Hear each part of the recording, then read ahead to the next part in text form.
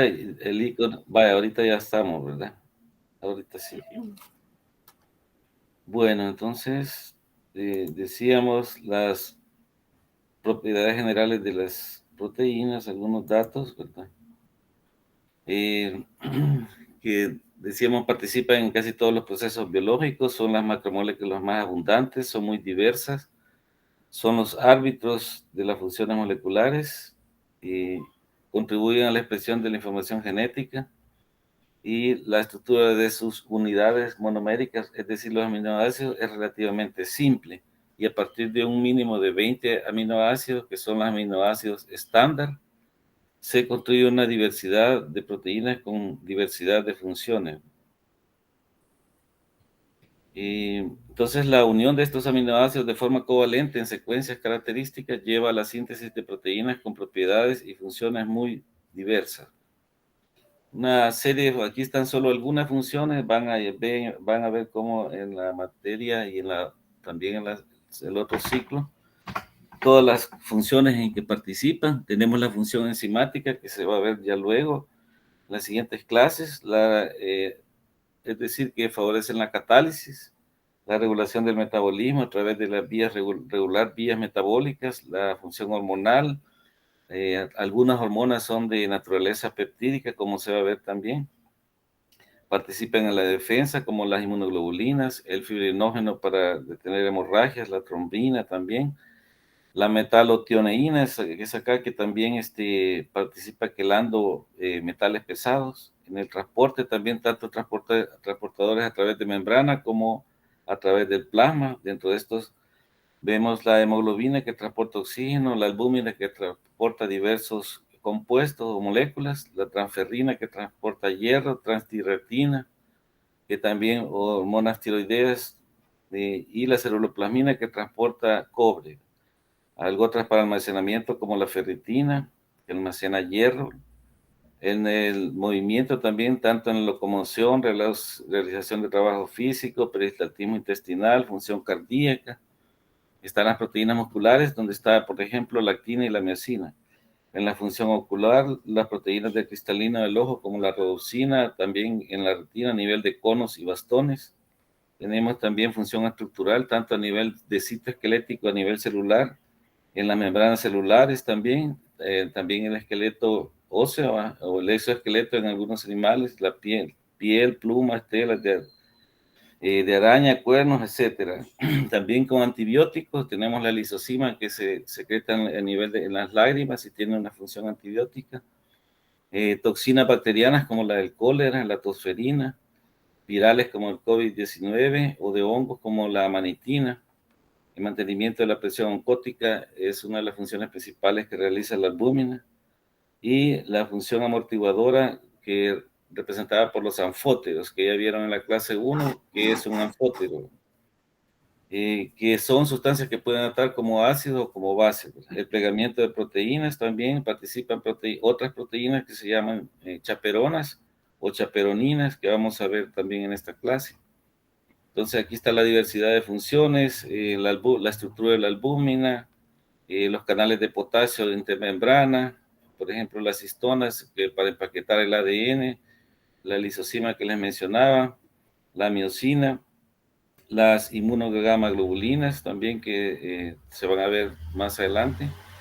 Y tenemos los glóbulos rojos donde está la hemoglobina, la queratina que forma los cuernos de los pezuñas, uñas de los animales.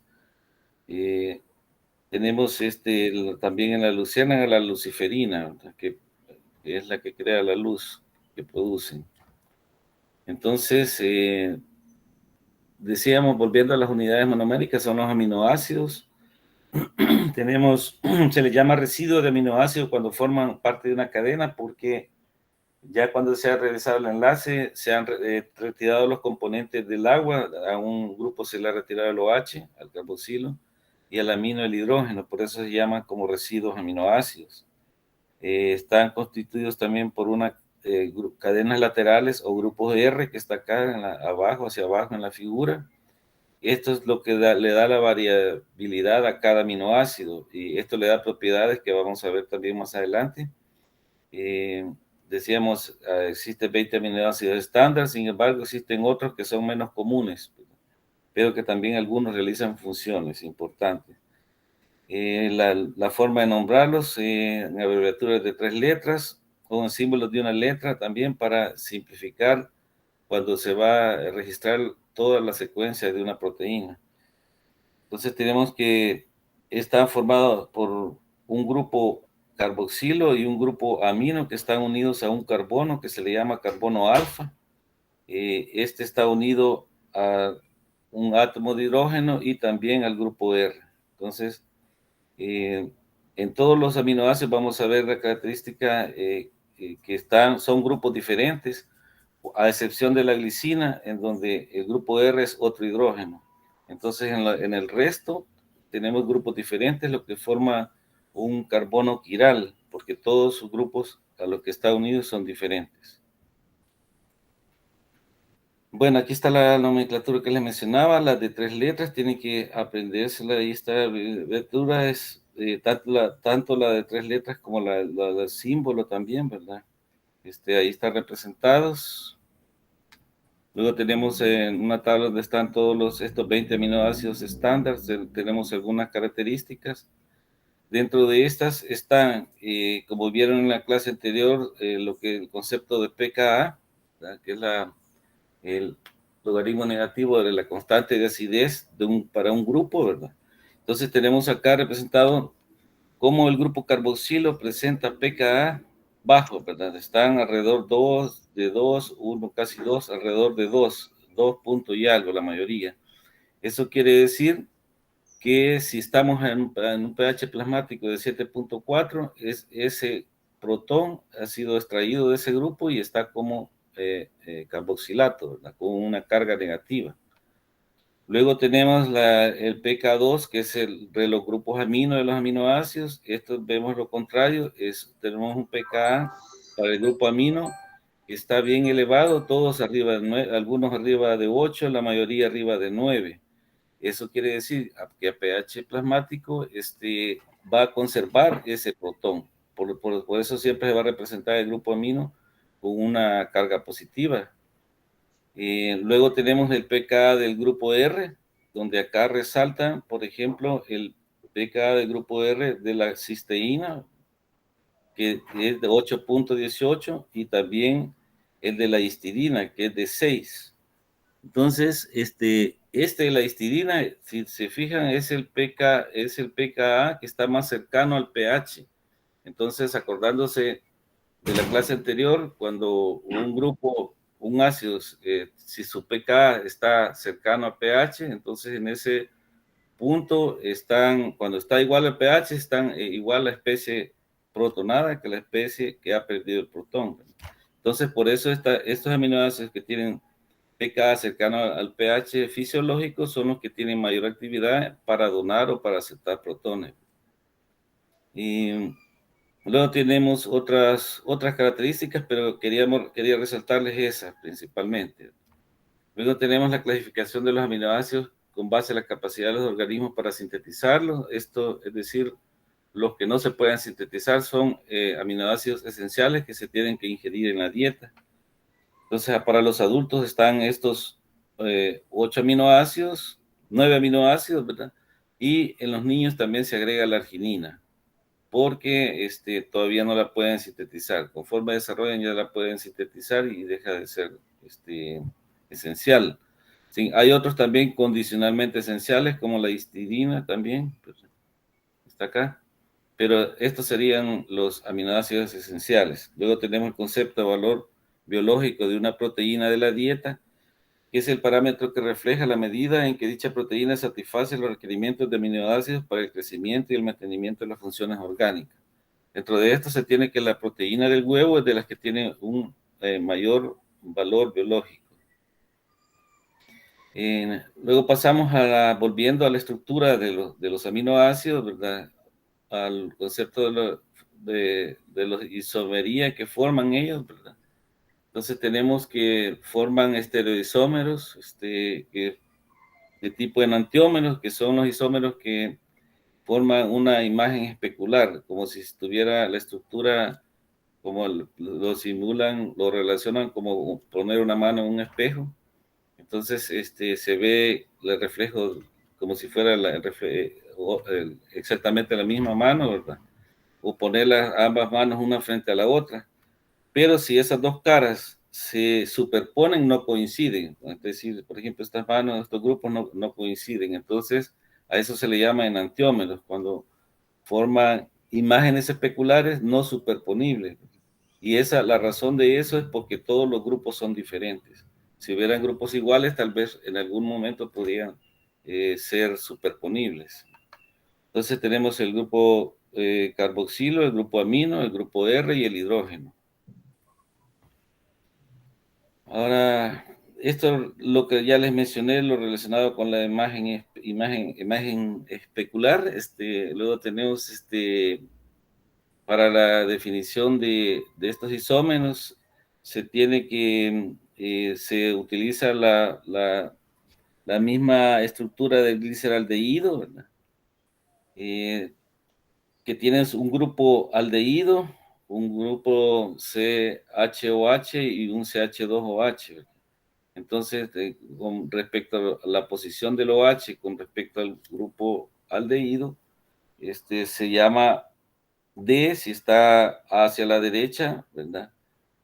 Y L si está hacia la izquierda. Esto sería de cómo uno lo ve, aunque en realidad del carbono esto sería derecha y lo otro sería lo contrario, pero es como si ve como en una fotografía de izquierda a derecha. Entonces, así también los aminoácidos, aquí se toma el equivalente al grupo aldehído es el grupo carboxilo, el equivalente al grupo hidroxilo es el grupo amino. Entonces está a la derecha sería D, un aminoácido de la serie D, como la D-alanina que está representada acá, y si está a la izquierda sería un aminoácido de la serie L, como la L-alanina. Entonces los 20 aminoácidos estándar que participan en el organismo, todos son L-aminoácidos, L-alfa aminoácidos.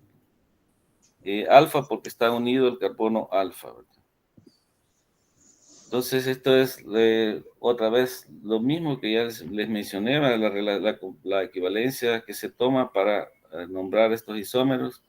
Esto es en base a la posición, a la configuración que toma respecto a los demás grupos. También anteriormente se nombraba esta isomería como D, los que desvían a la luz polarizada hacia la derecha y L hacia la izquierda, pero acá se refiere más a la posición geométrica, al ángulo, a los ángulos que están respecto al carbono. Otra nomenclatura también más específica, cuando hay moléculas que tienen más de un carbono quiral, como los azúcares, está la nomenclatura RS de rectus derecha y sinister izquierdo, en donde se realiza una priorización de acuerdo a la prioridad de grupos, que estos son la prioridad que se va en este orden sería como un halógeno acá, sería un grupo éter, ¿verdad? El hidroxilo, el amino, etcétera. Entonces la posición es el de menor prioridad se pone en sentido contrario a la persona, al observador, y lo que queda se analiza cómo va descendiendo el orden de prioridad. Si va en sentido de las agujas del reloj es D, o es R, perdón, derecha, y si va en contrario al sentido de las agujas del reloj es S, o sinister. Luego tenemos las propiedades de los grupos R de los aminoácidos que les confiere propiedades que son bien importantes para las funciones que van a desempeñar. Entonces tenemos según su grupo R, tenemos que los aminoácidos se clasifican de acuerdo a su polaridad, que se relaciona con su solubilidad, que son hidrofílicos o hidrofóbicos, ¿verdad? Entonces tenemos los con grupo R alifáticos, es decir, que son apolares, es decir, que son hidrofóbicos, ¿verdad? En donde están todos estos aminoácidos, glicina, alanina, prolina, valina, leucina, isoleucina y metionina. Entonces, todos estos aminoácidos se van a ubicar, como vieron en la clase de agua, por el efecto hidrofóbico, cuando está en un medio acuoso, tienden a internalizarse en la estructura para exponerse lo menos posible al agua. Y entonces eso hace que, por este mismo efecto hidrofóbico, formen interacciones hidrofóbicas entre ellos. Entonces, que es producto más de un efecto termodinámico que fuerzas entre ellos, pero que sí funciona como si fuera una interacción, ¿verdad? Un tipo de interacción. Entonces, tenemos acá la glicina, que es de la que menos contribuye a este tipo de interacciones por ser pequeña, pero sin embargo, por su tamaño pequeño, le facilita eh, estar ubicada en las posiciones en medio de las cadenas o en lugares reducidos, pero dentro de la cadena o diferente estructura que sea. Luego la prolina, que tiene un anillo, ¿verdad? La característica es que por presentar este anillo limita la forma en que va a ir ubicado en una cadena. Por eso se les considera a la prolina como rompedora de hélice cuando se habla de hélice o de cadena, ¿verdad? Porque limita, forma acomodaduras o flexuras en la cadena, y la helicina por su tamaño pequeño, ¿verdad? Entonces, la metionina, que tiene azufre también, ¿verdad? Formando un, como un enlace tipo éter con azufre, ¿verdad? Y la valina también, que también, isoleucina y leucina también, que tienen cadenas alifáticas. Luego pasamos a los aromáticos, donde está la fenilalanina, tirosina y triptófano. Dentro de estos pueden tener, por ejemplo, la tirosina, este grupo hidroxilo que está en posición opuesta al resto de la molécula, en posición para, este grupo H es reactivo para formar algunas reacciones en las que participa, en sitios activos de enzimas, por ejemplo. El triptófano también. Pueden formar también interacciones hidrofóbicas, los aromáticos, aunque un poco relativamente, comparativamente menores, pero sí forman también interacciones hidrofóbicas. Luego están los grupos R polares, que tienen polaridad parcial, pero no tienen carga neta en su grupo R. Dentro de estos está la serina, que estos caracteres celulares, su grupo OH, al igual que la treonina, también tiene el grupo H. Luego tenemos la cisteína, que tiene un grupo sulfidilo. Este es bien importante porque al reaccionar con otro grupo sulfidilo, forma un enlace disulfuro. Luego tenemos también la asparagina y la glutamina, que son aminas de aminoácidos, y la polaridad se le da a estos grupos aminos extra que tiene, que es diferente al grupo amino de todos los aminoácidos. Luego están los grupos R cargados positivamente, donde está la lisina con su grupo epsilon amino, se nombra de carbono alfa, beta, gamma, delta, y epsilon, ¿verdad? Carbono alfa, beta, gamma, delta y epsilon sería este carbono. Entonces, a este epsilon está unido el grupo amino. Este es bien importante. En muchas vías van a ver cómo por ejemplo, a través de este grupo se realiza la ubiquitinación de proteínas, a través de unión a este grupo de otras moléculas, también los productos de glicosilación que se forman en la diabetes, también es a través de este mismo grupo. Luego tenemos la arginina, que tiene un grupo guanidinio, que también formado por estos tres nitrógenos, ¿verdad? Con este doble enlace entre uno de ellos con el carbono, y la histidina, que tiene un grupo imidazol también. Y luego tenemos los grupos R cargados negativamente, que son el aspartato y el glutamato, que son la misma molécula del ácido aspartico, que ha perdido su protón, y el ácido glutámico, que también ha perdido su protón.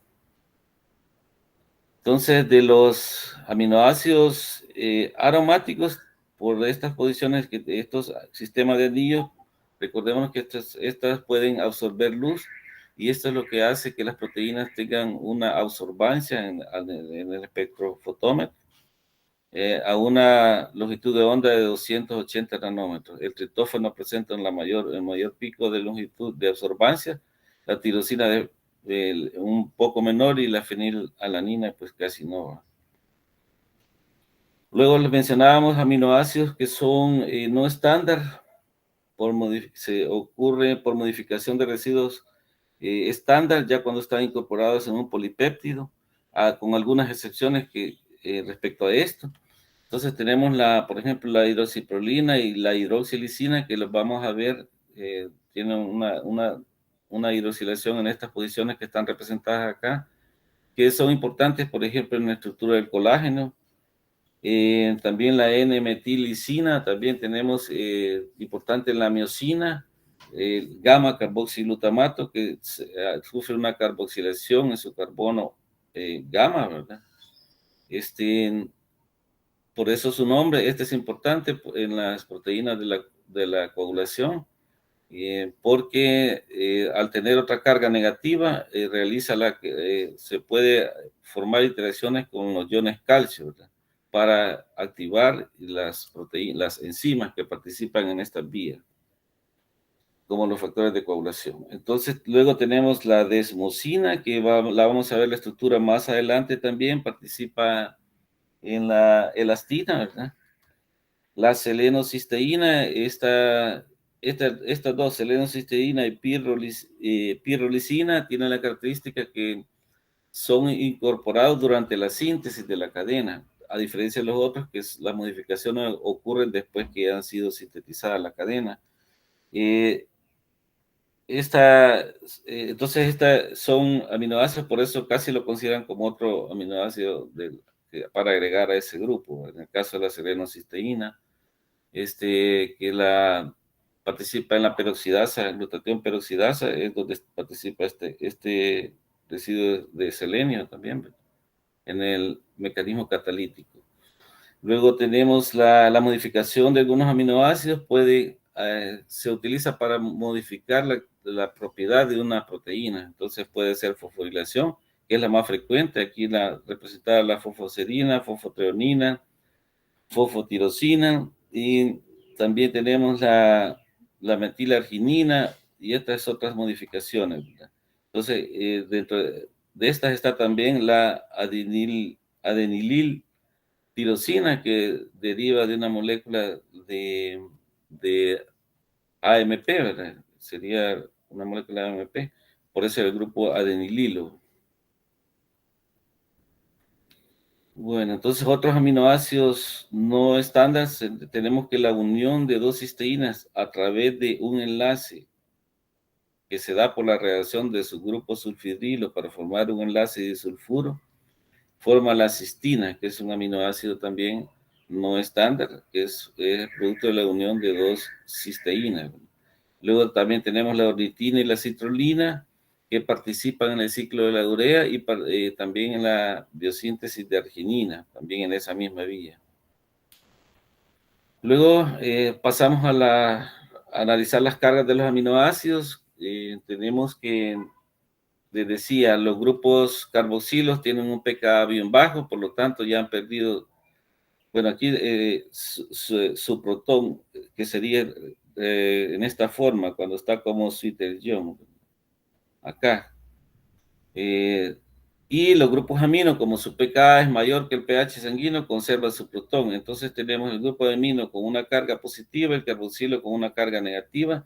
Entonces cuando una molécula tiene igual número de cargas positivas y negativas, tiene una carga neta de cero, y a eso se le llama Switzer-Young. Entonces, de este Switzer-Young puede actuar como ácido, donando la carga positiva, que sería en este caso el grupo amino, que estaba como NH3, pasa a NH2, y entonces queda cargado negativamente al haber perdido este protón. El Switzer-Young también puede actuar como base al captar un protón, que lo capta a través del grupo carboxilato y forma el COOH, ¿verdad? Y queda predominando la carga positiva. Entonces, al aceptar un protón, queda con una carga positiva, y al cederlo queda con una carga negativa. Luego está la forma no iónica, que eso en términos fisiológicos es difícil porque tiene que estarse relacionado con el pH, ¿verdad? Pero suponiendo al análisis teórico, tenemos la forma no iónica, donde tiene el el grupo carboxilato tiene el protón y el grupo amino no tiene el protón extra, ¿verdad? Entonces está como NH2. Entonces, tenemos que en este caso está representada una estructura donde el grupo carboxilato tiene el protón y el grupo amino también tiene su protón. Entonces, el protón del carboxilato anula la carga negativa que usualmente tiene, entonces, pero, y el amino sí conserva también su carga positiva, entonces tiene carga neta más uno. Al perder un protón, que sería el del grupo carboxilato, carboxilo, que se convierte en carboxilato, queda con una carga negativa y una positiva, con carga neta cero, y al perder el otro protón, que sería el grupo amino, este queda sin carga y queda predominando la carga del carboxilato para dar una carga neta de menos uno. Entonces, estos conceptos son los mismos que se vieron en la clase 1, ¿verdad? Cómo a nivel de el pKa influye para ver a qué nivel de pH se da el equilibrio cuando está igual al pKa, ¿verdad? De la especie protonada y no protonada. Entonces tenemos acá el ácido acético, que con un pKa de 4.8, que está representado acá en la escala, ¿verdad? Entonces en ese punto están en equilibrio las dos especies. Y para la metilamina es de 10.6. Y les decía lo que ya les he mencionado, el grupo carboxilo, como es también los grupos amino. Aquí está representado la glicina con 2.34 de su pKa para sus grupos carboxilo y la glicina con un pKa de 9.6 para su grupo amino. Entonces, por esta propiedad pueden actuar, se puede dar la titulación de los aminoácidos, ¿verdad? Variando si acá se van agregando OH para ir aumentando el pH, se puede ver que el pK1, es decir, el grupo carboxilo es 2.34, aquí tenemos una igual proporción de especie protonada y no protonada de este grupo, entonces está un rango de amortiguación de más menos uno de ese punto, ¿verdad? Y para la otra pK2, tenemos, sería teóricamente a un pH de 9.6, que sería igual a su pK2, en donde estarían iguales la especie protonada, NH3 con el NH2. Entonces también podría ser una zona de amortiguación. Luego,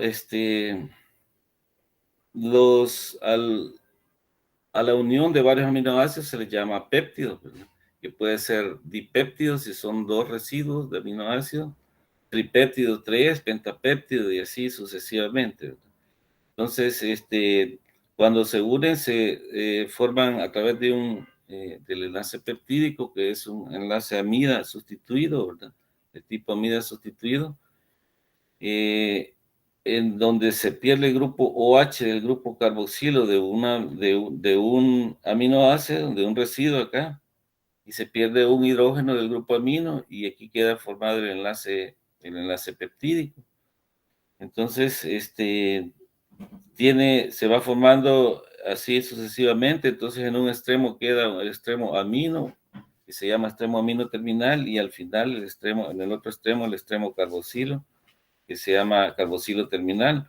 Luego están los grupos R de los aminoácidos. Aquí está el de la lisina que decimos que no tiene grupo R, el glutamato con su grupo carboxilato acá y la alanina. Entonces, luego tenemos que algunas proteínas contienen grupos químicos que son diferentes a los aminoácidos. Entonces, es la clasificación de las proteínas según su composición. Entonces tenemos proteínas simples si son compuestas solo por aminoácidos y proteínas conjugadas las que tienen otros componentes químicos o grupos químicos adicionales asociados permanentemente a la parte aminoácidica y a esta parte aminoácidica, no aminoácidica, que está unida a la parte de los aminoácidos, se le llama grupo prostético. Y a la no aminoácidica, ¿verdad? Algunas contienen más de un grupo prostético y se clasifican según la naturaleza química del grupo prostético.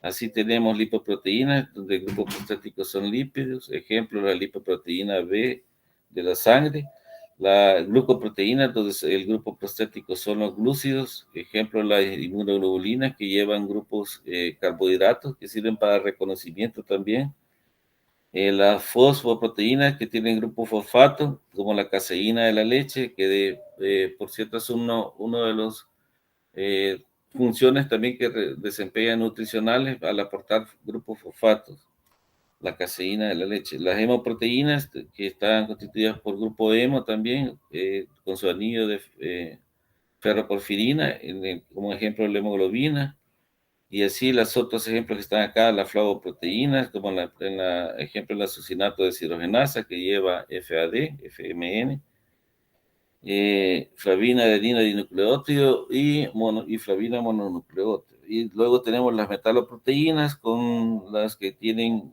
metales en su estructura como grupo prostético unido a esa estructura. En el caso del hierro para la ferritina, el zinc para alcohol deshidrogenasa, calcio la calmodulina, molibdeno dinitrogenasa y el cobre para la plastocianina. Bueno, luego pasamos a la estructura de las proteínas, cómo se van organizando. Aquí son 4 estructuras las principales. Aquí están solo las definiciones que les van a quedar. Las vamos a ir viendo despacio cada una de estas, primaria, secundaria, terciaria y cuaternaria. Pero antes de eso vamos a pasar un poco a hablar del enlace peptídico, las características.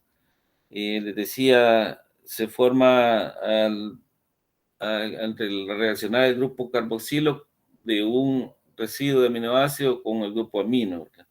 Y de esa forma se establece el enlace peptídico, que tiene una característica que es poseer un carácter parcial de doble enlace, y esto le da la característica de ser plano y rígido. Entonces tenemos acá el grupo carboxilo que participa en el enlace y el grupo amino. Tenemos este doble enlace dirigido entre el oxígeno, que por momentos puede pasar a estar entre el carbono y el nitrógeno. Entonces esto forma una zona de nube electrónica que le limita el movimiento, los giros en estos átomos. Entonces eso lo hace que sea un enlace de tipo de tipo plano y rígido, ¿verdad? Por eso están dibujados acá como planos. Entonces, la sucesión tenemos que el carbono alfa, tenemos acá de un residuo. Luego está el grupo carboxilo de ese mismo residuo, que se une con el nitrógeno del otro residuo, el cual está unido al carbono alfa del otro residuo. Entonces tenemos que se han determinado algunos ángulos, ¿verdad? A estos enlaces se les ha asignado los nombres. Por ejemplo, el que está entre el nitrógeno y el carbono alfa se le llama Phi, el carbono alfa y el carbono, decíamos nitrógeno, carbono alfa sería esta que está acá, más o menos está en la zona representada. Y luego está este es el carbono alfa. Entonces, tenemos carbono alfa y hacia el otro carbono carboxílico, ¿verdad?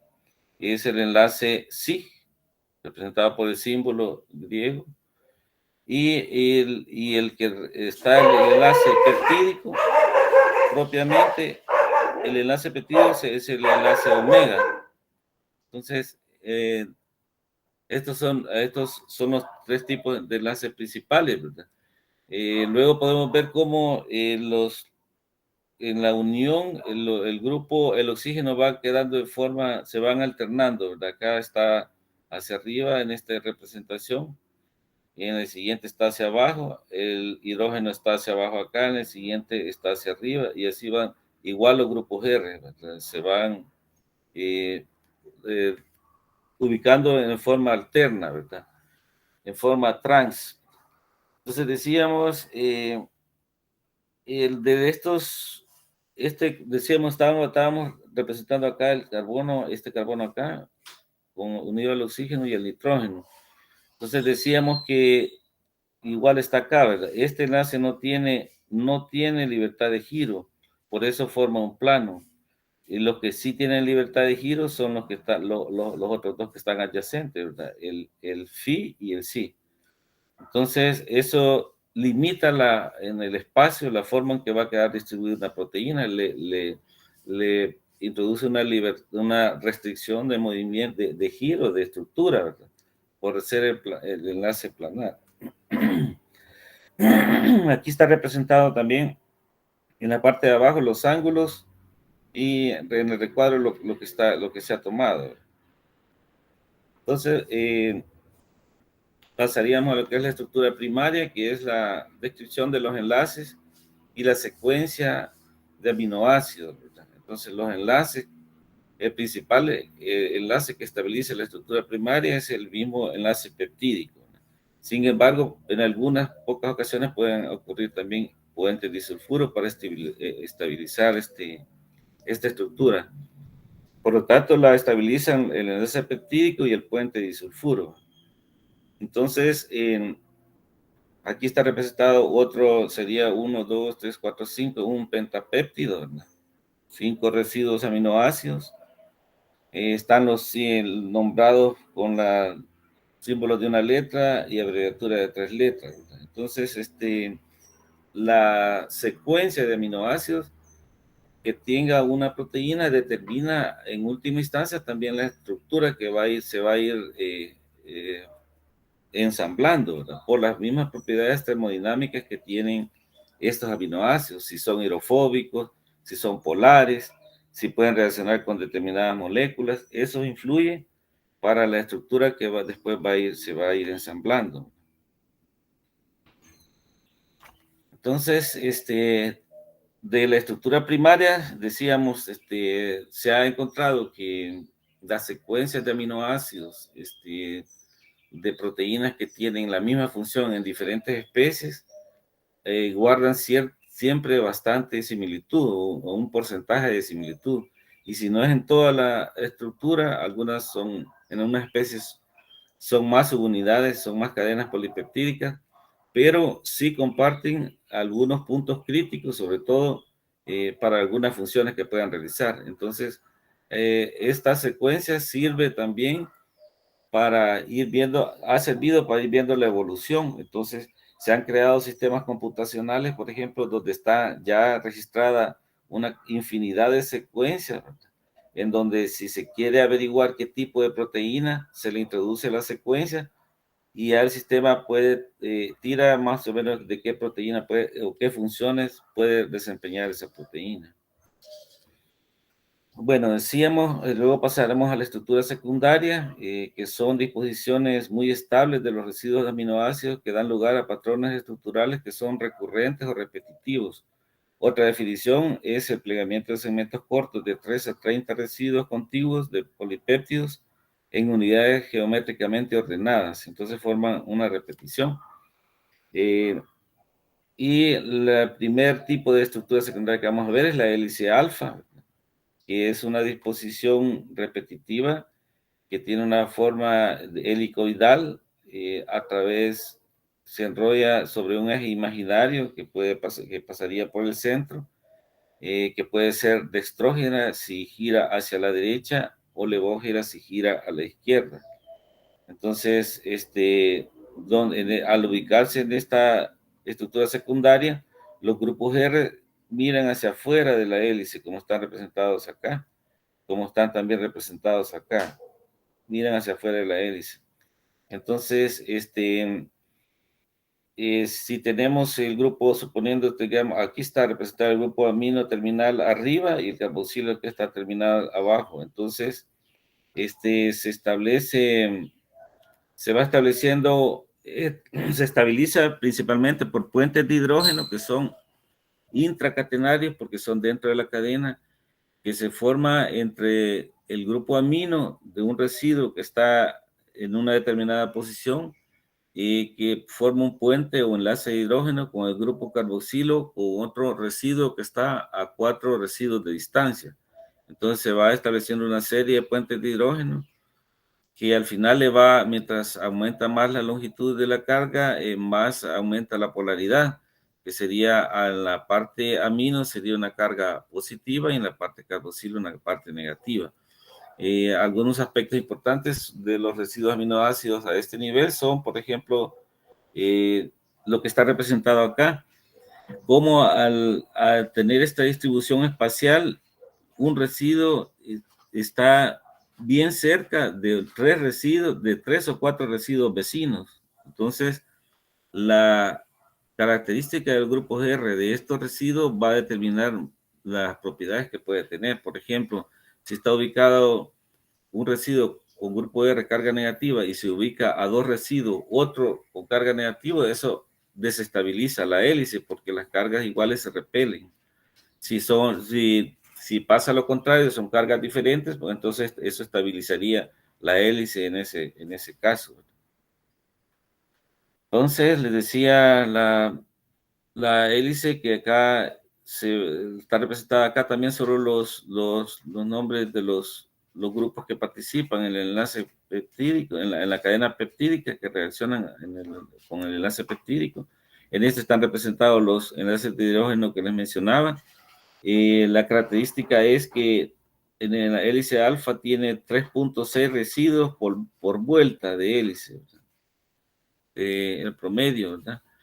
Luego en este decíamos, estamos los puentes de hidrógeno representados, y aquí está como para determinar si es de estrógeno o levógira, se puede colocar las manos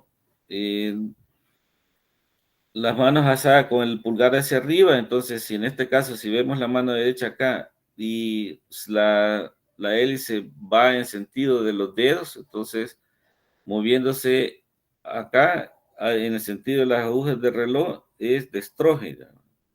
Ese sería el movimiento que simula el pliegue de los dedos sobre el pulgar. Y lo mismo, y lo contrario sería con la mano izquierda, que sería levógira.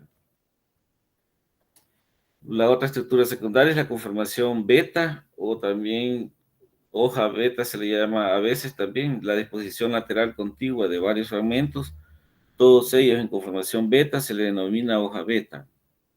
Entonces, esta tiene la característica que va en zigzag, la serie de los aminoácidos va a una disposición en zigzag, por eso también se le llama a veces hoja beta plegada, de la idea de un plegamiento, como se ve acá.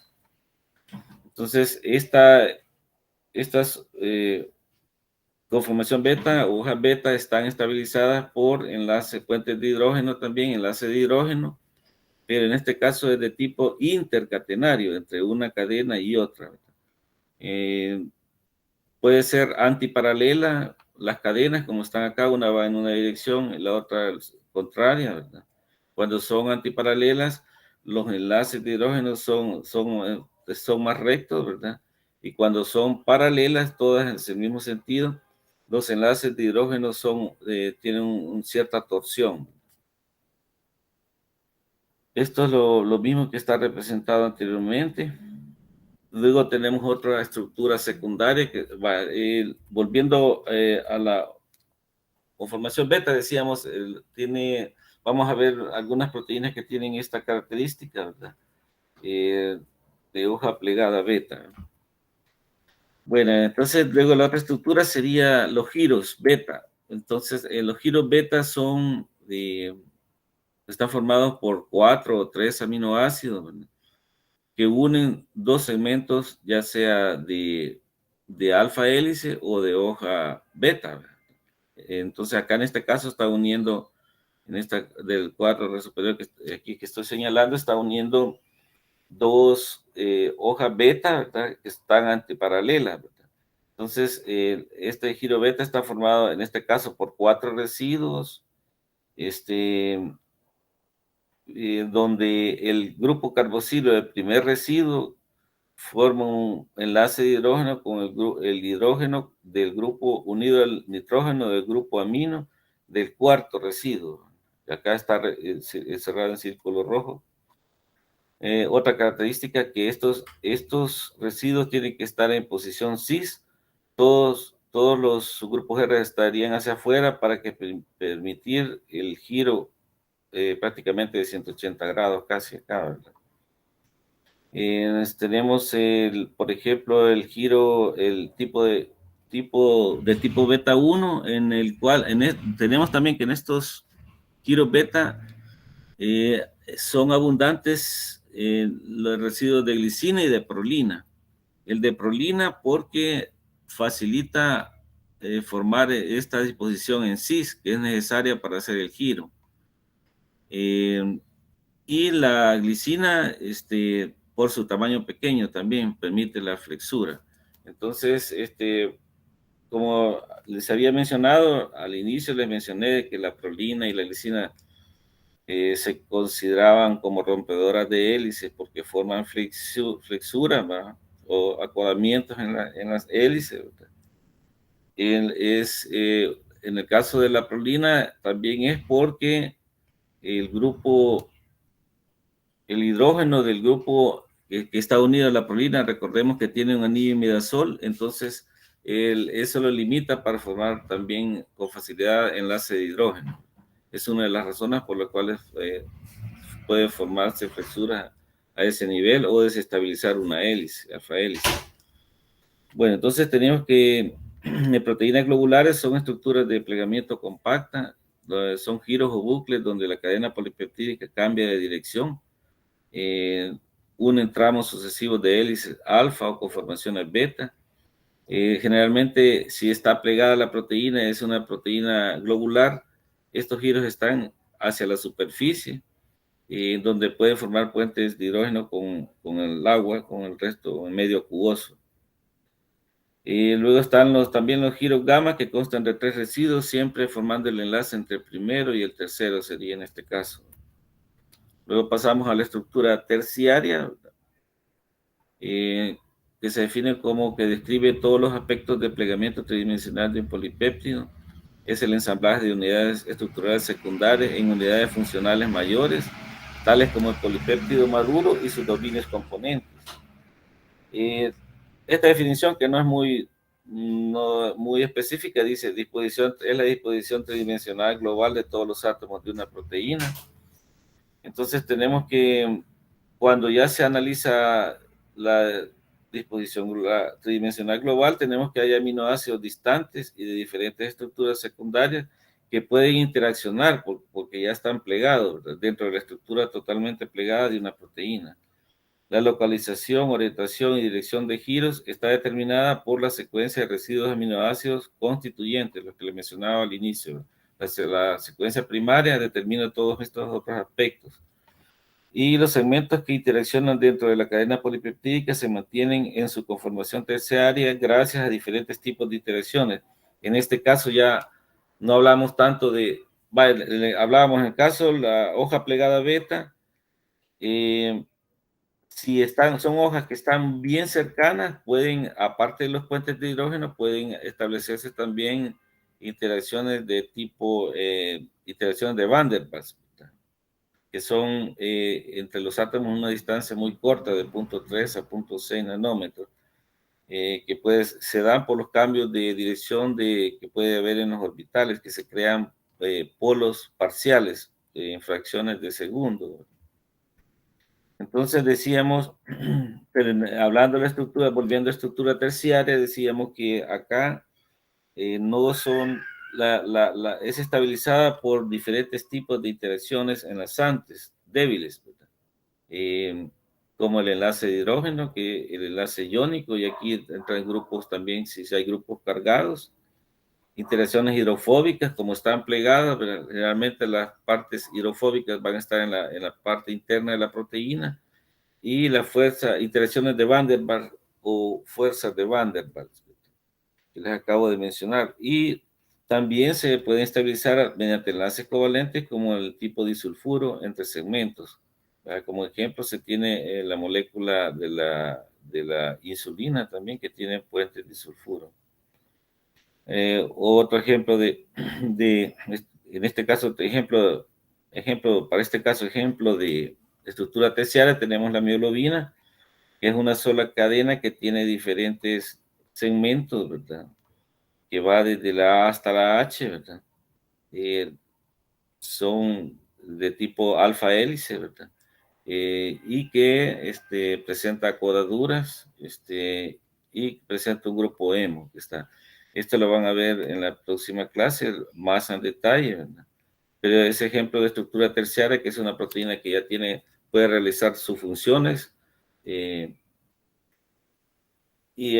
esto, hablando de esto, de cómo funciona, también se considera la configuración nativa de una proteína, es la configuración madura, cuando ya se han realizado los cambios que post-traduccionales y ya puede realizar una función. Entonces, a eso se le llama conformación nativa.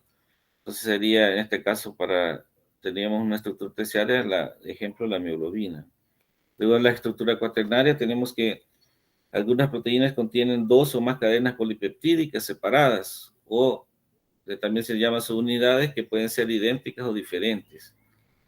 Entonces, la disposición de estas subunidades proteicas en conjuntos tridimensionales constituye la estructura cuaternaria. Cuando ya tiene más de una cadena polipeptídica, se le llama, ya adquiere ya la estructura cuaternaria. Y ahora se le llama, si son dos cadenas, dos monómeros, se le llama un dímero.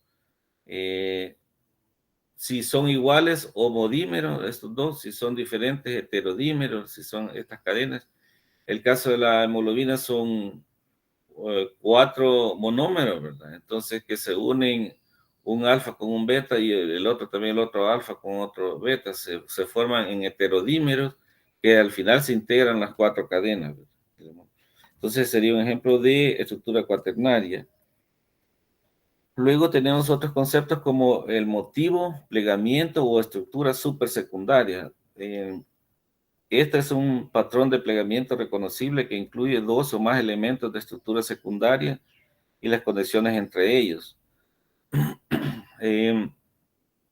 No es que haya un examen, un nivel jerárquico, pero también por un momento consideraban que no se podía ubicar ni como estructura secundaria ni terciaria, por eso le llamaban supersecundaria. Pero en realidad tampoco es ese nivel jerárquico, sino porque tienen sus propiedades, cada una sus propiedades únicas. Entonces tenemos como ejemplo el lazo beta, que sería cal, beta, alfa, beta, ¿verdad? Entonces tenemos un beta, la hélice alfa y la otra hoja beta, unidas por este lazo. Este sería un motivo o plegamiento o estructura supersecundaria. Luego tenemos todas son con hoja beta, unidas por lazos también, por eso se llama todo beta. Luego tenemos la hoja beta torsionada, que esta está presente en una enzima, la fotoliasa, que es una enzima que se activa por la luz también. Luego tenemos el barril beta, conformado con forma de barril por una serie de hojas beta, que esta estructura está presente en el proteasoma, que es la estructura intracitoplasmática que degrada proteínas, donde se degradan proteínas, algunas de ellas.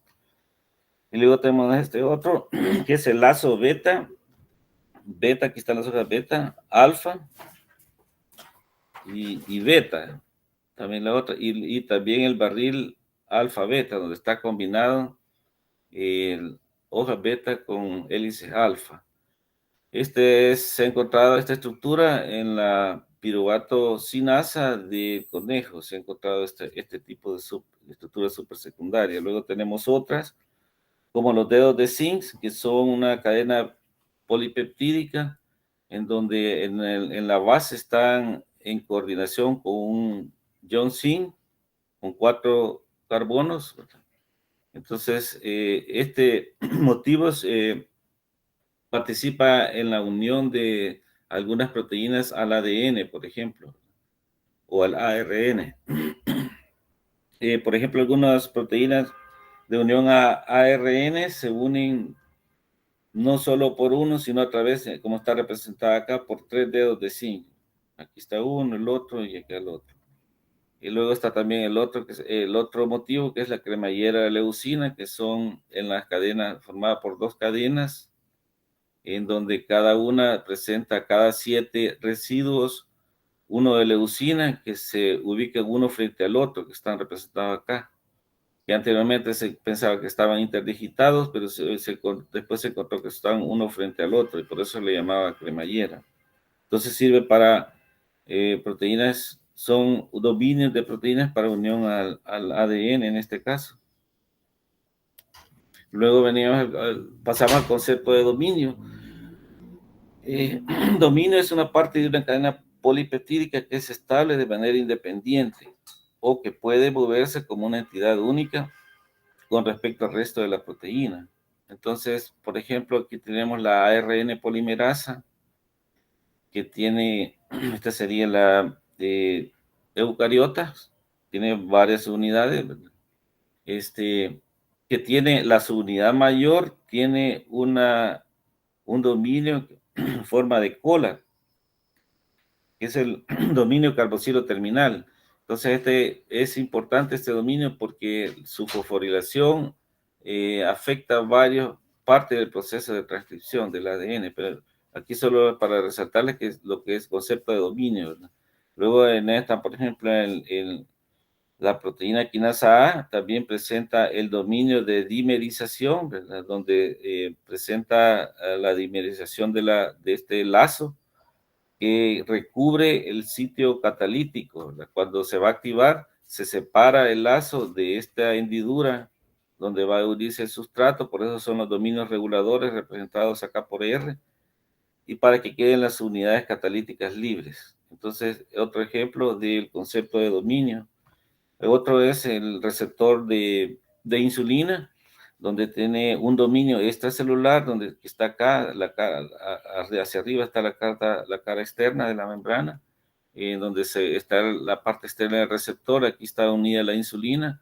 Luego hay un dominio transmembrana que pasa a través de las membranas, que en realidad acá serían dos dominios, y que se prolongan en dos dominios a nivel de citosol. Acá está representado uno ya cuando está activado porque ya está fosforilado. Entonces tenemos otro ejemplo de dominio. Luego pasamos a lo que son las estructuras de las proteínas, que es la clasificación general, se divide en proteínas fibrosas y globulares. Las proteínas fibrosas son de estructura más alargada, en donde sus ejes tienen una gran diferencia entre el eje mayor y el eje menor, ¿verdad? Puede andar en factor de 10 o más. Y las globulares tienden a ser un poco globulares, como su nombre lo dice, un poco redondas, donde el eje mayor, la relación entre el eje mayor y el eje menor anda entre 2 o menos, entre 3 o menos de 3.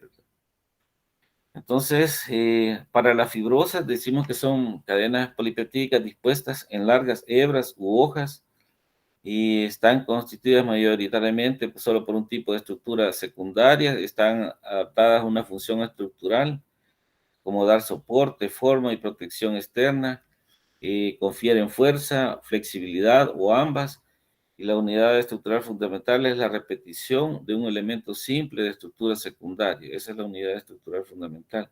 Sí tiene la característica de ser insolubles en agua y hay empaquetamiento de cadenas polipeptídicas similares a formar complejos supramoleculares o enrollamientos.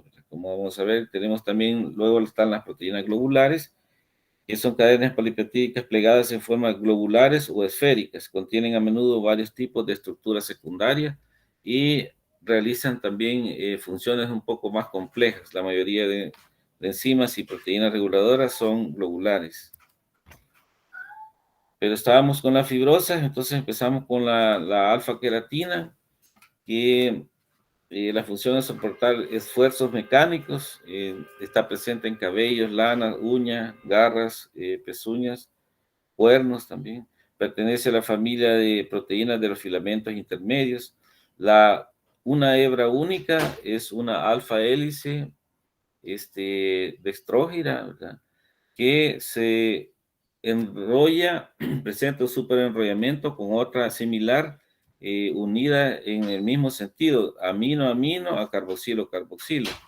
Entonces, cuando ya realizan el superenrollamiento, decíamos, una hebra es destrógena, pero el superenrollamiento es levógiro, como está representado acá. A este superenrollamiento de dos cadenas se le llama coil, y esa sería como la unidad estructural a partir de la cual se va formando mayores enrollamientos. Entonces tenemos que le se enrolla como si fuera una cuerda, lo que le da más resistencia. Hay un empaquetamiento compacto de cadenas polipeptídicas en superhélice, en este caso ya levógira, el superenrollamiento. Por lo tanto, son hidrofóbicas, decíamos, por lo tanto hay presencia de residuos hidrofóbicos como alanina, valina, leucina, metionina y fenilalanina. El trenzado de los polipéptidos en hélice alfa es un ejemplo de estructura cuaternaria porque ya es más de una cadena.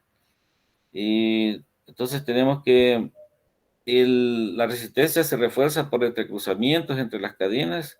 Este entrecruzamiento, en el caso de la queratina, se realiza a través de enlaces disulfuro. Como mencionábamos anteriormente, pueden reaccionar las cisteínas para formar un enlace disulfuro y unir dos cadenas, ¿verdad? Entonces, tenemos el superenrollamiento, luego tenemos el protofilamento, en el cual hay dos superenrollamientos, que luego se agregan otros dos para formar la protofibrilla. Entonces, cuando tenemos cerca de cuatro protofibrillas, es decir, 32 hebras, la alfa-queratina se combina para formar un filamento intermedio, y muchos filamentos intermedios forman, en este caso, un cabello, lo que está representado acá. Luego pasamos al colágeno, el cual ha evolucionado para proporcionar fuerza. Está presente en tejido conjuntivo de tendones, cartílagos, matriz orgánica de los huesos, córnea del ojo. Presenta una estructura secundaria distinta de la hélice alfa, porque una cadena de colágeno es levógira, entonces gira en sentido hacia la izquierda. Y tiene 3 residuos de aminoácidos por vuelta, quiere decir que tiene un ángulo de torsión mayor, ¿verdad? Entonces, y está más compacto. Entonces, eso generó las diferencias que encontraban al inicio entre cuántos residuos incluían por vuelta, ¿verdad? Y la distancia también. Entonces, tenemos que hacer una estructura súper enrollada, pero con estructura terciaria y cuaternaria distintas. 3 cadenas separadas, denominadas cadenas alfa. Cadenas alfa, permítame, tenemos...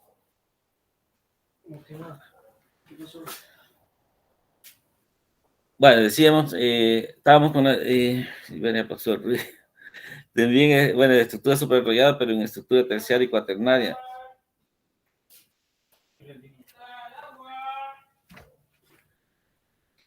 Entonces, decíamos que 3 cadenas separadas, denominadas cadenas alfa, que son distintas a hélices alfa, ¿verdad? Sino porque son levógiras, aunque también decimos que la hélice alfa puede ser tanto destrógena como levógira, pero en este caso se llama cadenas alfa. Están una individualmente es levógira, pero cuando ya se da el superenrollamiento es destrógiro.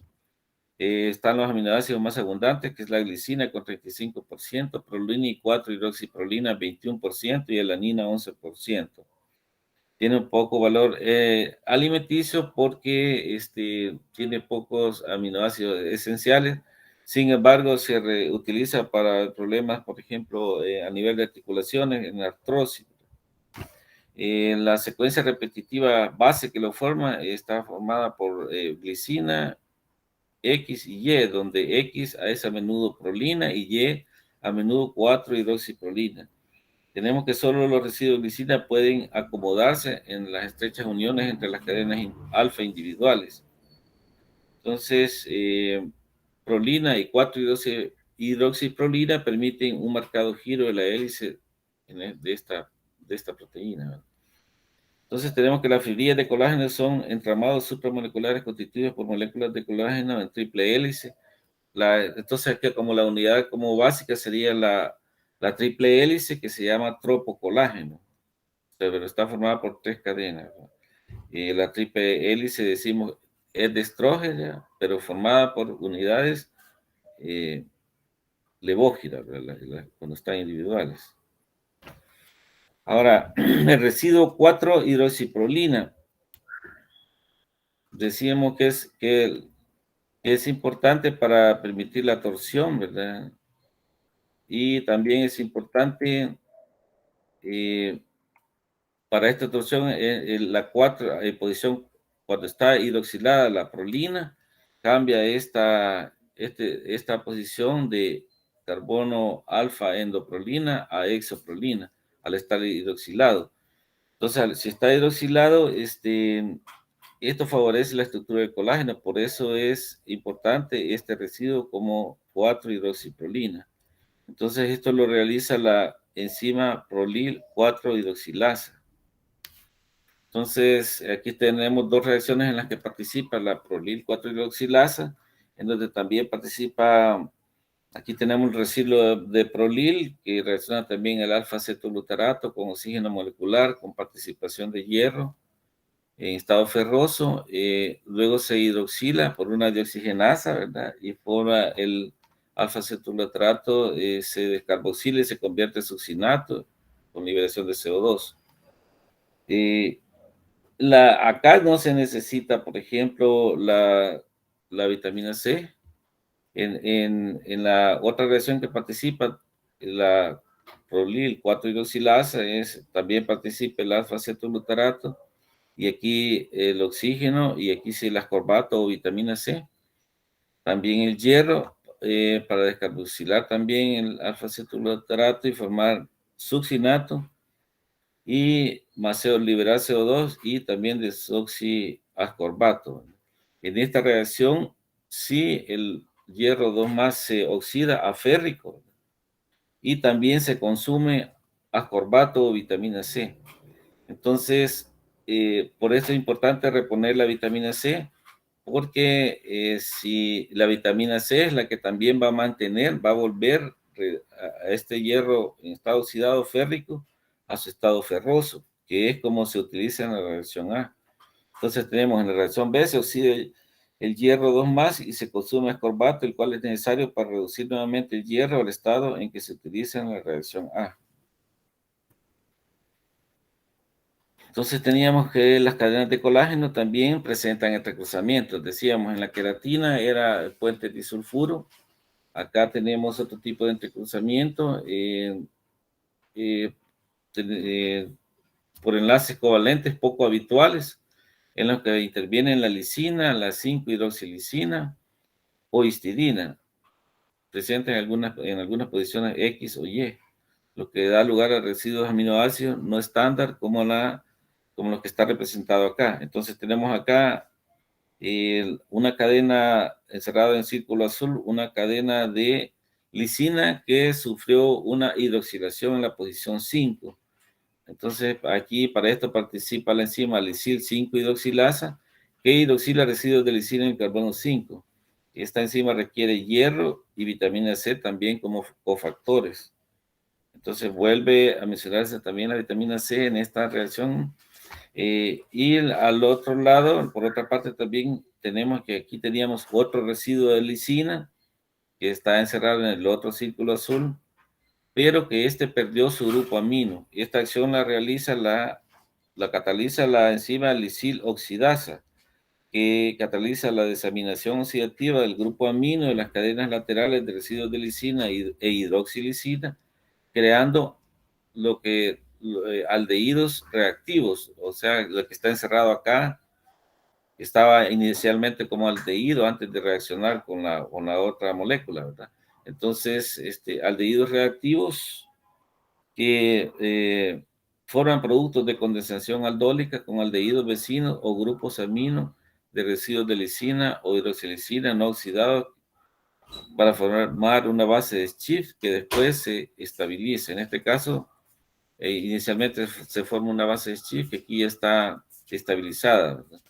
Entonces, esto forma un puente. A esta parte se le llama desidro, ¿verdad? Porque ha perdido los hidrógenos el grupo amino.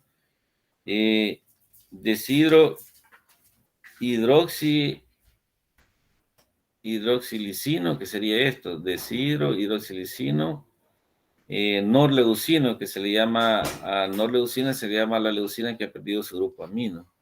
También otro nombre que se le llama es alicina, que ha perdido el grupo amino. Entonces forma este tipo de entrecruzamientos en el colágeno, para lo cual decimos es importante la vitamina Z para que estén hidroxiladas esas licinas, ¿verdad? Entonces, por eso es importante y necesaria también la vitamina C. Y esto hace que le dé mayor resistencia al colágeno para resistir la fuerza de tensión. Sin embargo, con la edad se acumulan demasiados entrecruzamientos que también terminan dando demasiada rigidez y lo que termina haciendo también frágil la estructura que puede llegar a ruptura. Bueno, eso teníamos la estructura del colágeno, acá está representada una cadena proteica, que es levógira, ¿verdad? Aquí se puede ver, y que estaba formando parte del tropocolágeno, es decir, las tres cadenas, ¿verdad? Aquí igual está representada una cadena, aquí ya está el tropocolágeno y aquí está una vista superior. Entonces tenemos que el colágeno, las fibrillas de colágeno se forman a partir de moléculas de colágeno alineadas de manera escalonada, como se ve acá. Casi la cuarta parte de una cadena se avanza hacia la otra en paralelo, ¿verdad? En forma escalonada y entrecruzadas para tener una mayor fuerza tensil. El alineamiento específico y el grado de entrecruzamiento varían de acuerdo al tipo de colágeno. Entonces, se tienen varios tipos de colágeno, se han descubierto aproximadamente 30 tipos, aquí están solo algunos. Por ejemplo, los que son de tipo fibrilar, los que forman fibrillas y los que no forman no son fibras, que no forman fibras también. Entonces, respecto a los que forman fibras, está el 1, el 2, el 3, el 5 y el 11. El 1 está en la mayor distribución en piel, tendones, hueso y corazón. Y aquí están pues todas las distribuciones de los demás, ¿verdad? Por motivos de tiempo no las vamos a mencionar, sino tal vez el tipo 4, que sí es el que más está presente en membranas basales a nivel de riñón y en la pared vascular y a nivel pulmonar. Entonces, así tenemos, por ejemplo, algunas enfermedades como el síndrome de Goodpasture, que es una enfermedad autoinmune con producción de anticuerpos que se unen al colágeno tipo 4 de la membrana basal de los capilares glomerulares y pulmonares. Esto puede llegar a que se presenten hemorragias en ambos niveles. Y también está el síndrome de Alport. En este caso es por mutaciones en las cadenas de colágeno tipo 4 que ocasiona un ensamblaje defectuoso tipo andamio en la membrana basal, dando síntomas como hematuria, proteinuria e insuficiencia renal al final. Algunas de estas enfermedades tienen carácter autosómico dominante, algunas tienen combinada dominante y también recesivo. Luego tenemos acá que son el colágeno asociado a fibrillas con triples hélices interrumpidas. Aquí vamos a ver cómo está la fibrilla, pero se interrumpe y toma otra conformación, otra estructura, y luego se vuelve a formar, se vuelve a continuar como fibra. Entonces esas interrupciones, por eso se le llama asociado a fibrillas con triples hélices interrumpidas. Dentro de las enfermedades derivadas de problemas con el colágeno está la osteogénesis imperfecta, que se da cuando se sustituye la glicina, que es el aminoácido más abundante y principal, ¿verdad? Por otros residuos de tamaño más grande como cisteína o serina. Entonces, eso genera la osteogénesis imperfecta cuya característica es un retraso en el desarrollo de los huesos a nivel en la infancia, ¿verdad? Y también con fracturas frecuentes. También hay deformidad a nivel de la columna vertebral. En este caso también se presenta a nivel de tórax. Está también el síndrome de Ehlers-Danlos. También en este caso también hay 13 tipos que se han identificado de acuerdo al gen afectado, ¿verdad? En el cual también hay sustitución de glicina por algún aminoácido de tamaño mayor, ¿verdad? Y este se caracteriza por hiperextensibilidad de la piel y articulaciones y fragilidad de los tejidos. Luego teníamos el escorbuto, que es por deficiencia de vitamina C, ¿verdad? Nos da un tejido, afectación del tejido conjuntivo, ¿verdad? Que se manifiesta por hemorragias subcutáneas, hemorragias gingivales a nivel de encías y también aquí están hemorragias subcutáneas y otro signo es la de dificultad en la cicatrización de heridas o reaparecimiento de algunas que ya habían sanado y también de anemia como componentes principales. Luego pasamos a la elastina, que es, hay una, las fibras elásticas del organismo se contribuye la elastina a la flexibilidad de estas fibras. Es la proteína predominante, no está determinada por un solo gen, es rica en glicina y prolina, pero es más hidrofóbica porque presenta cada 7 residuos valina, contiene escasa hidroxipolina y hidroxilicina, consta de dominios hidrofílicos que se alternan con hidrofóbicos, en los cuales está la valina, ¿verdad? Las lisinas que participan en el entrecruzamiento intermolecular y la valina para formar los dominios hidrofóbicos que imparten elasticidad a la molécula, ya que son enlaces con menor fuerza. Por lo tanto, en el caso de para formar su estructura, participa también otra vez la lisina oxidasa que genera alicina, desaminando oxidativamente un residuo de lisina en secuencias reconocidas como estas dos que están acá, y tenemos que debido al modo del entrecruzamiento de los monómeros, la elastina de elastina en los polímeros, la elastina se puede estirar en 2 dimensiones. Entonces está representado acá cómo actúa la lisiloxidasa. Decíamos que desamina, le quita el grupo amino y queda un grupo aldehído, que está aquí en la parte superior. Lo mismo ha pasado acá en la parte inferior, para que estas reaccionan para formar el aminoácido no estándar llamado desmosina, que se caracteriza por la unión, es resultado de la unión de derivados, o en este caso la desmosina propiamente sería, aquí presenta un residuo de lisina y 3 residuos de alicina, o sea, de no leucina o alicina, lo que le mencionaba anteriormente. Aquí están los átomos que están componiendo cada uno de ellos. Ahí los pueden ver más despacio después. Entonces tenemos 3 cadenas laterales de alicina, está formada, y una de lisina. Están las 3 alicinas con sus átomos que forman y la de lisina. Entonces, y esto es lo que forma un entramado como red por este tipo de enlace, ¿verdad? Y cuando se utiliza como marcador de descomposición de la elastina cuando hay una actividad aumentada de la elastasa que degrada elastina, y en algunas otras enfermedades se puede utilizar cuando aparece en orina esta aminoácido de este derivado, ¿verdad? Desmosina. Está también la isodesmosina, que es solo un cambio en la configuración, ¿verdad? La configuración se refiere a los ángulos en que se están unidas las moléculas, ¿verdad? Y la conformación es la distribución espacial. En la configuración implica romper enlaces covalentes, y la conformación no, solo se puede dar por cierto giro.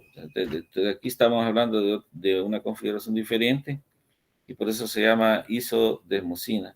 Luego tenemos la fibrina, Entonces decíamos la fibrina, fibrilina, perdón, fibrilina. Este, Decimos que la elastina está formando un núcleo insoluble, polimérico y amorfo, como está representado acá y como está representado acá. Eh, Esa es una característica, no tiene un patrón definido porque solo son los entrecruzamientos que van formando como una red, ¿verdad?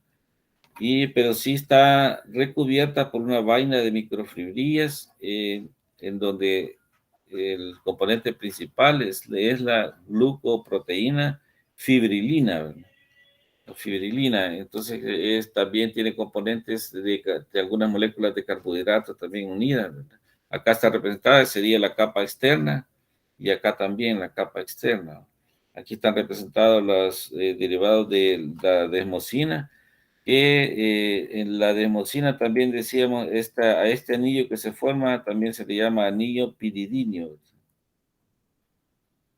Entonces, que está pequeño representado acá. Acá está representada las moléculas de tres de alicina y una de lisina, ¿verdad? Como estaba en la imagen anterior. Entonces, esa es la importancia de la fibrilina, porque si se tiene en buen estado la fibrilina, se tiene en buen estado la elastina, y entonces las fibras elásticas realizan su función, ¿verdad? Entonces, pero si se pierde, si pueden haber alteraciones, ¿verdad?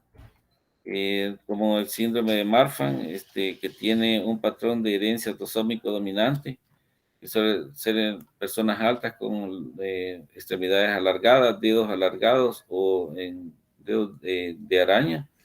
Tenemos la lasitud articular también similar a la que veíamos en Ehlers-Danlos, deformidad de columna vertebral, como se ve acá también, prolacio puede haber por la laxitud, prolacio de la válvula mitral, y también a nivel de cristalino del ojo, y también puede haber laxitud y tendencia a la ruptura de la pared aórtica, ¿verdad?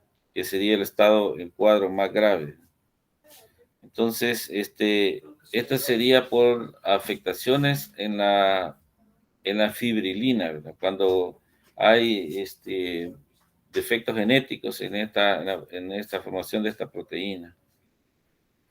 Eh, Luego estaríamos la fibroína de la seda, que la producen en insectos y arañas, que está principalmente con formación beta antiparalela, donde abundan los residuos de alanina y lisina que se ubican en forma alterna para ser más compacta, y también por estar los estrechez, también aparte de los enlaces de hidrógeno que mencioné intercatenarios, también hay enlaces o interacciones de Van der Waals para estabilizarla.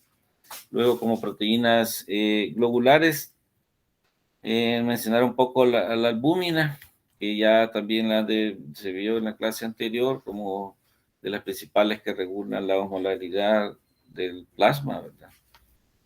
Entonces, tenemos que actúa como un regulador osmótico, la osmolaridad plasmática, y es de las principales proteínas de transporte. Es la proteína predominante en el plasma, aproximadamente 50%. El valor aquí está 3.5 a 4.5, o en otros aparece hasta 5 como valor normal también, 3.5 gramos por decilitro, y tiene un peso de unos 66 kilodalton. Una cadena peptídica tiene 585 residuos de aminoácidos, carece de actividad enzimática y hormonal, al menos no se le ha encontrado hasta ahora.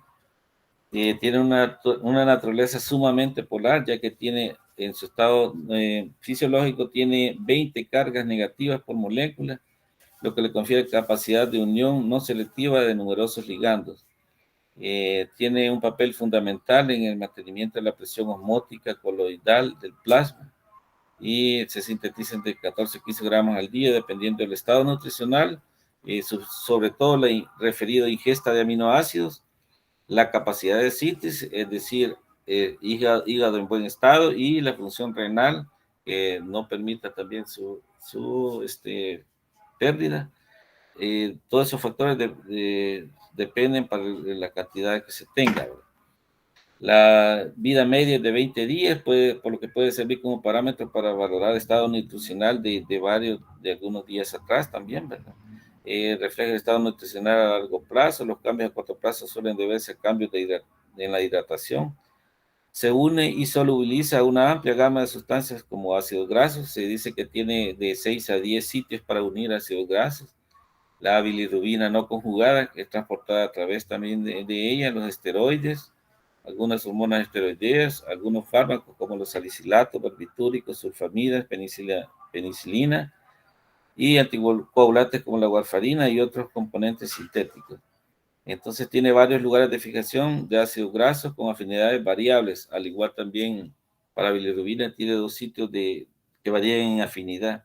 Tiene segmentos globulares en hendiduras especializadas. Y aquí está, estas interacciones son débiles y los ligandos pueden llegar a ser desplazados por otras moléculas que compitan por el lugar de unión. Tienen defectos, los defectos genéticos pueden condicionar hipoalbuminemia que sería una baja la cantidad de albúmina, o analbuminemia, que es la ausencia total. Aquí está representado un modelo molecular de la albúmina, donde se representan unas hendiduras. En estas hendiduras hidrofóbicas son segmentos globulares que se unen a ácidos grasos con alta afinidad. Está formada por una cadena polipeptídica que acá se ve los diversos segmentos que presenta. Luego, hablar un poco del plegamiento de proteínas, es decir, el ensamblaje hacia la estructura tridimensional, ¿verdad? Es un proceso ordenado, aunque no rígido, que se puede dar por etapas dentro del organismo en estado natural. Si se desnaturalizan las proteínas, pueden en fracción de segundos a veces se vuelven a ensamblar. Sin embargo, en el laboratorio es más lento. Tenemos que la conformación activa, lo que les decía, la conformación madura y funcional es la que es más favorecida termodinámicamente. O sea, por la termodinámica va a favorecer a que se adquiera esa conformación. Entonces, dentro de esto, sin embargo, va a realizar el ensamblaje, después de que se da la síntesis de la proteína. Aún dentro del retículo endoplásmico se empiezan a ensamblar las unidades de estructura secundaria, por ejemplo, ¿verdad?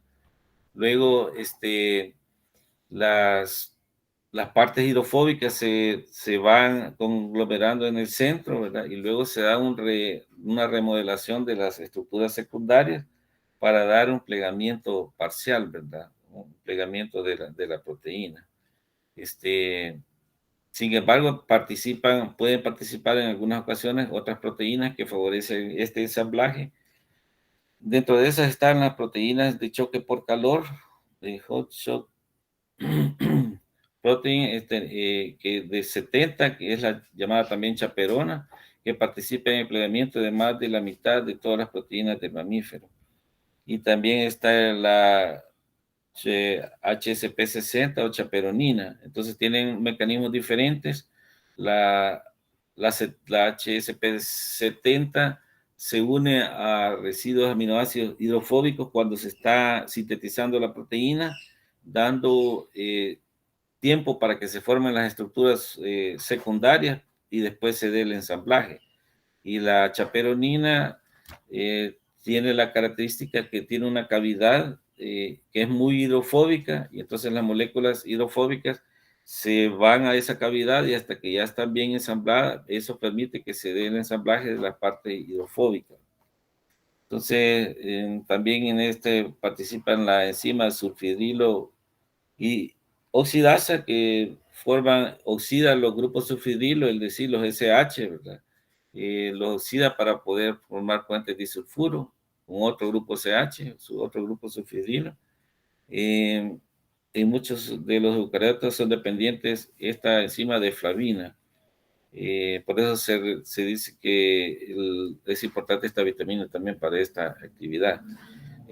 Tenemos también la disulfuro isomerasa, que son cuando ya se tiene un puente disulfuro, se cambia, se rompe ese enlace y se forma con otra cisteína, por ejemplo, en un cambio de posición, formando un isómero. Está también la enzima prolil trans cis isomerasa. Tenemos que los residuos de prolina en la cadena siempre se sintetizan en forma trans, pero en algunas ocasiones, como hemos visto, se necesita que estén en forma cis. En esto participa la prolil trans cis isomerasa. De esto se derivan enfermedades como la de Alzheimer, cuya causa aún no se ha determinado exactamente. Sin embargo, se ha encontrado como característica que presenta un replegamiento o mal plegamiento de una proteína endógena del tejido cerebral humano llamado beta amiloide, que se produce por escisión de otra proteína que se llama proteína precursora amiloide. Entonces, cuando se acumula demasiado esta beta amiloide, se presenta esta enfermedad eh, que se da por problemas de ensamblaje, porque en esta beta amiloide no es hidrofóbica, ¿verdad? No es hidrosoluble, entonces eso hace que se presenten más los síntomas. Luego está la beta talasemias, que en este caso, para cuando se están sintetizando la hemoglobina en el desarrollo de los glóbulos rojos, se tiene la proteína estabilizadora de alfa hemoglobina, que es una chaperona también específica que desempeña un papel en la modulación de la gravedad de esta enfermedad. Es decir, se une a las cadenas alfa de la hemoglobina, esperando que se formen las cadenas beta.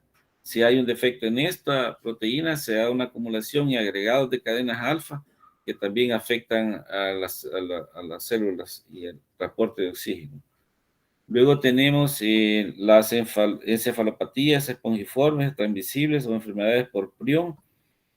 En este caso hay alteraciones neurodegenerativas de que pueden ser fatales con cambios espongiformes a nivel del cerebro, con tumores de tipo gliomas astrocíticos y pérdida neuronal por deposición de agregados de proteínas insolubles en las células neuronales. Dentro de esto está la enfermedad de Creutzfeldt-Jakob en humanos, la encefalopatía espongiforme bovina, que es la enfermedad de las vacas locas también llamada, y el prurigo lumbar en ovejas. Esto se debe a la proteína relacionada con, eh, con prión, PRP.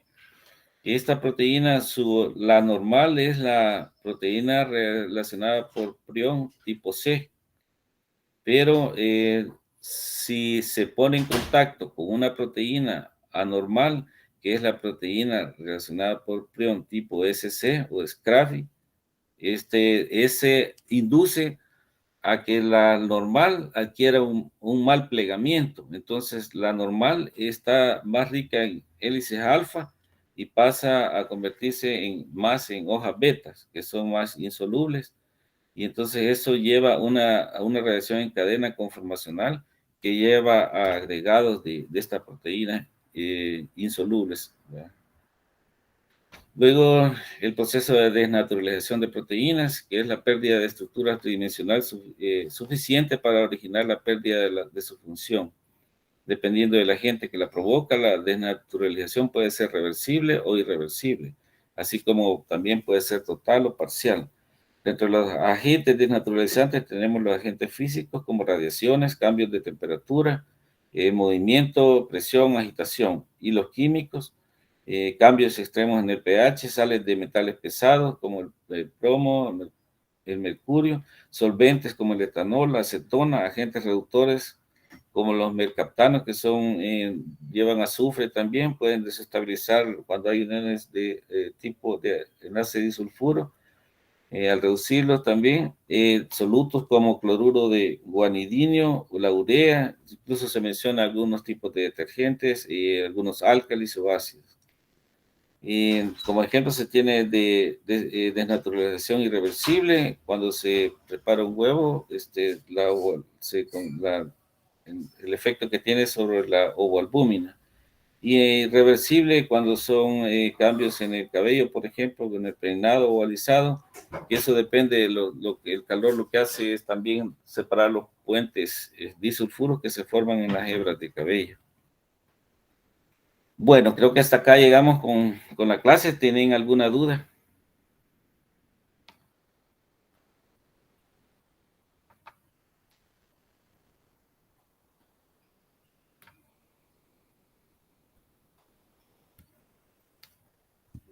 Si alguien tiene alguna duda. Bueno, entonces creo que la mayor contenido pues, está la información en la clase. También les voy a enviar la bibliografía, principalmente esta toma de Leninger, algunas cosas de Baines. Bueno, ahí se las voy a enviar la bibliografía y también les va a quedar la clase grabada. Entonces, pasen buen día y llegamos hasta acá. Doctor, la disculpe. diapositiva la puede enviar. Las diapositivas. Ajá. Ahí sí hay que preguntarle al doctor Dura si se puede. Yo se las Fíjese que él envío. no compartió la última, doctor. Ajá, Se las él compartió. Él nos la sube al campus. Va, pero yo tendría que enviársela a él. Se la voy a enviar a él, a la parte, las diapositivas, y ahí sea el que se las entregue él. Ok, muchas gracias. Gracias, doctor. Vaya, bueno. Feliz. Gracias, doctor. Bueno, Gracias. buen día. Buen día. Buen día, gracias. Gracias. Gracias, doctor. Bueno, buen día.